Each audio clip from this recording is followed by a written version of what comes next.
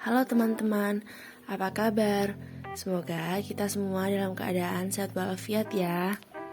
Dalam video kali ini, kami akan menelaah kompetensi inti dan kompetensi dasar pada kurikulum Merdeka Belajar SMP. Mata kuliah telah kurikulum matematika yang diampu oleh Dr. Noni Indrawati Ningsih. Perkenalkan, kami terdiri dari Adinda Syalsabila Aida Fedianti, Umi Habibah, dan Firamaya Magfiroh. Mari kita simak pembahasan dalam video ini ya. Yang pertama yaitu pengertian dari kompetensi inti dan kompetensi dasar. Kompetensi inti atau KI adalah kompetensi utama yang diuraikan ke dalam beberapa aspek, yaitu aspek sikap, pengetahuan, dan keterampilan yang harus dipelajari oleh peserta didik di setiap jenjang dan mata pelajaran.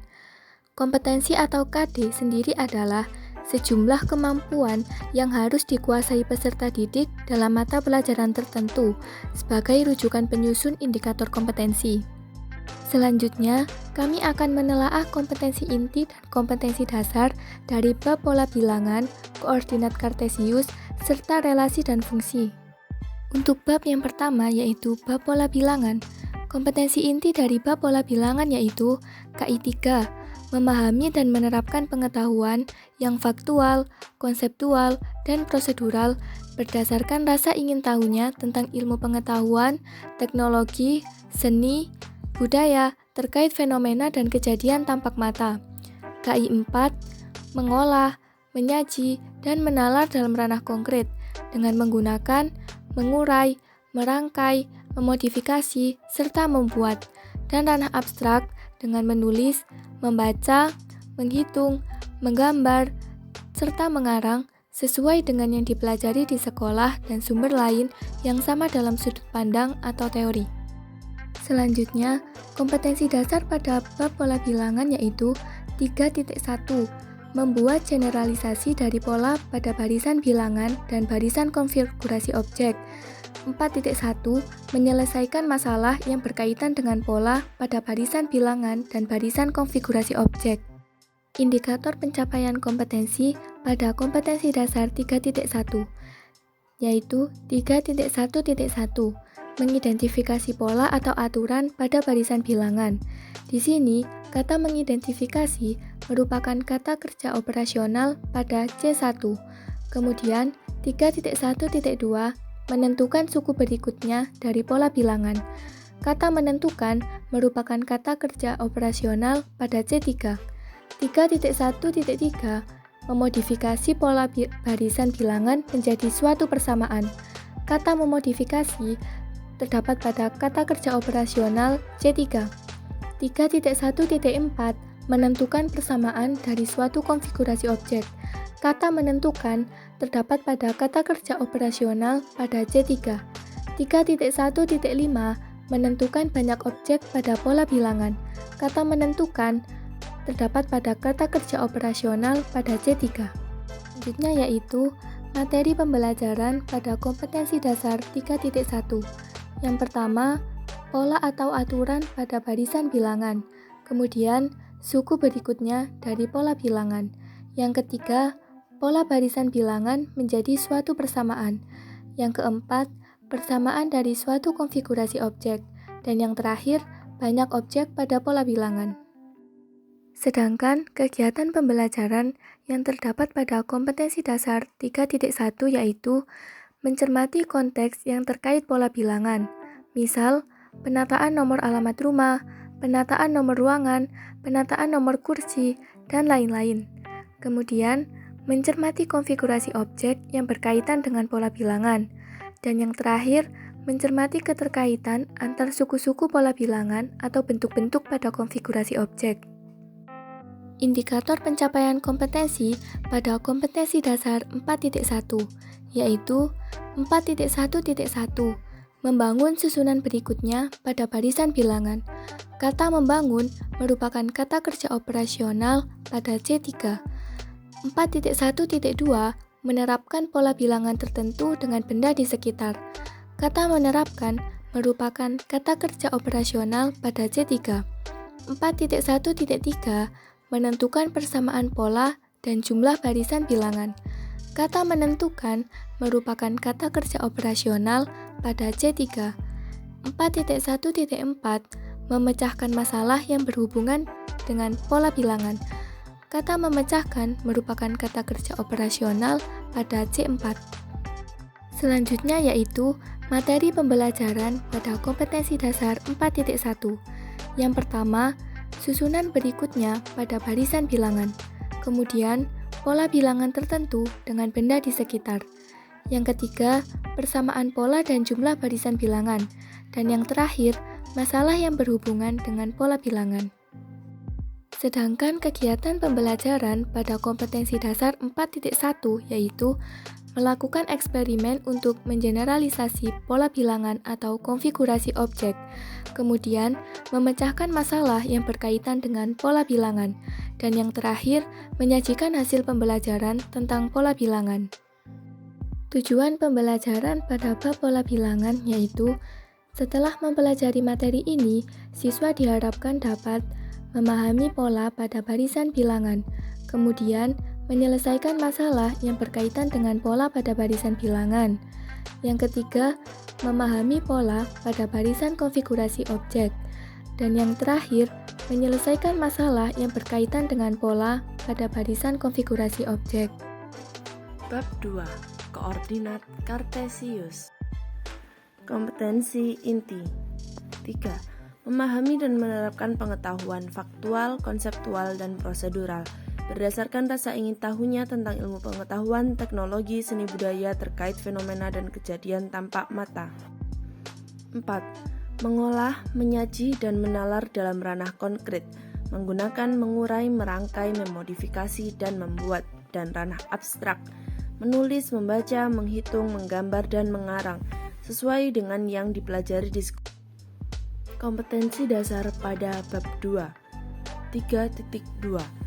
Menjelaskan kedudukan titik dalam bidang koordinat Kartesius yang dihubungkan dengan masalah konseptual.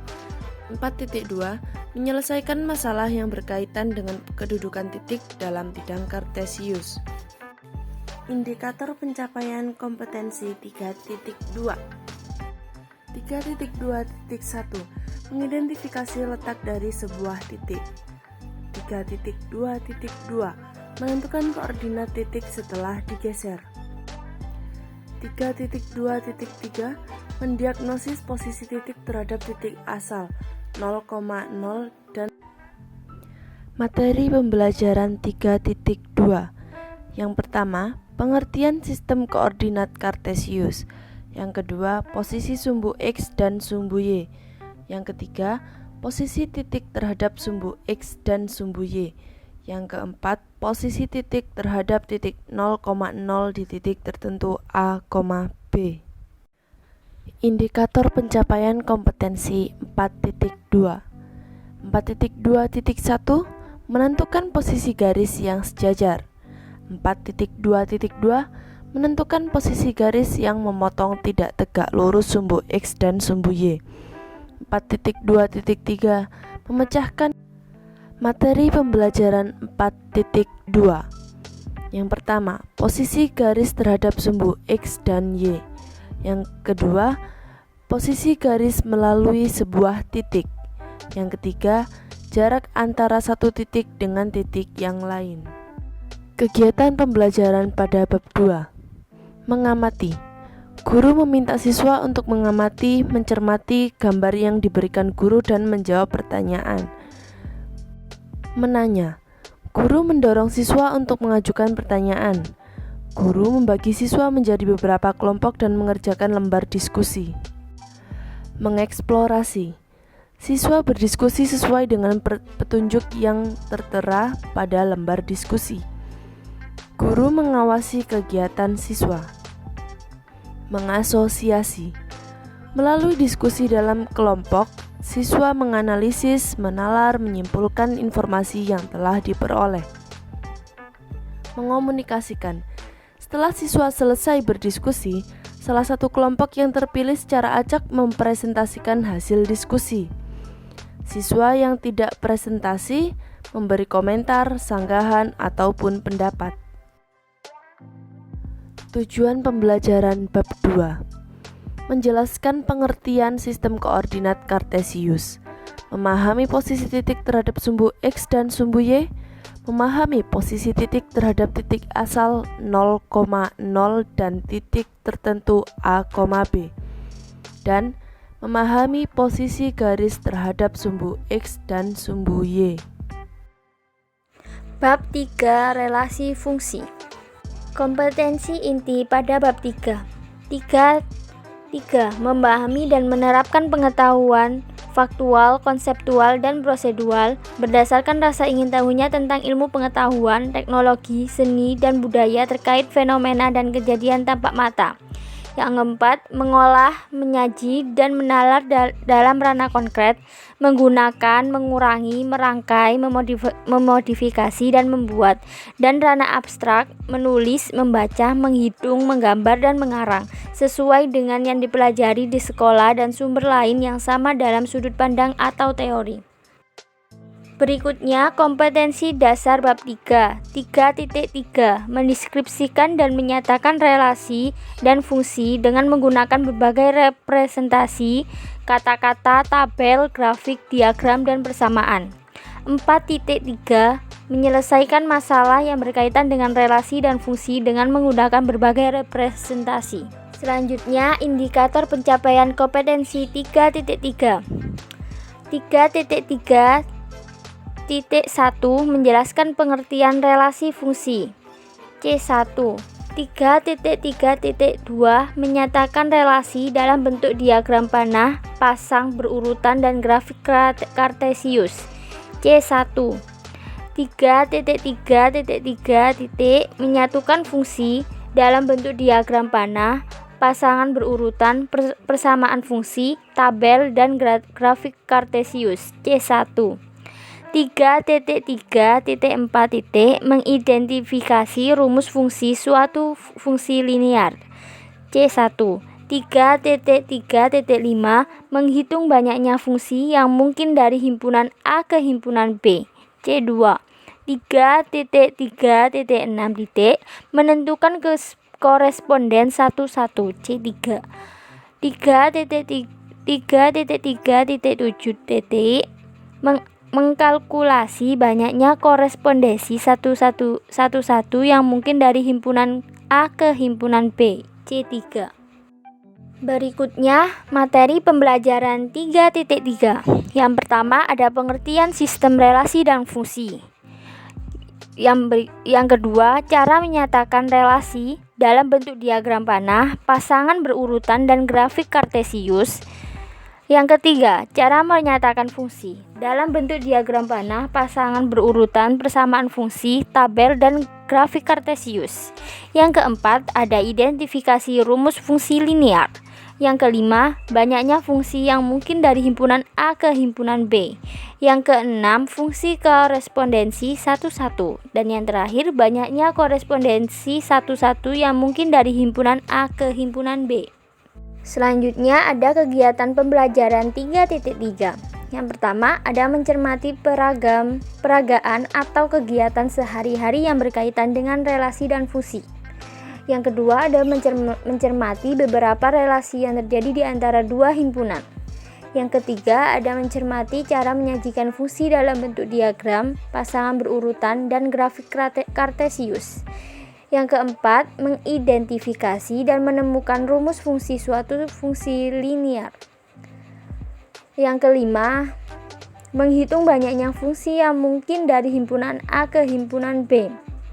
Yang keenam, ada memahami fungsi korespondensi satu-satu yang mungkin dari himpunan A ke himpunan B. Dan yang terakhir, ada menghitung banyaknya koresponden satu-satu.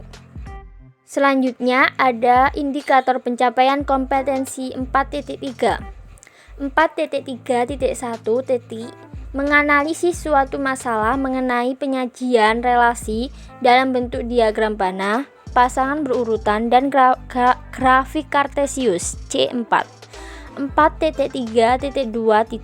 Menganalisis suatu masalah mengenai penyajian fungsi dalam bentuk diagram panah, pasangan berurutan dan grafik kartesius. C4.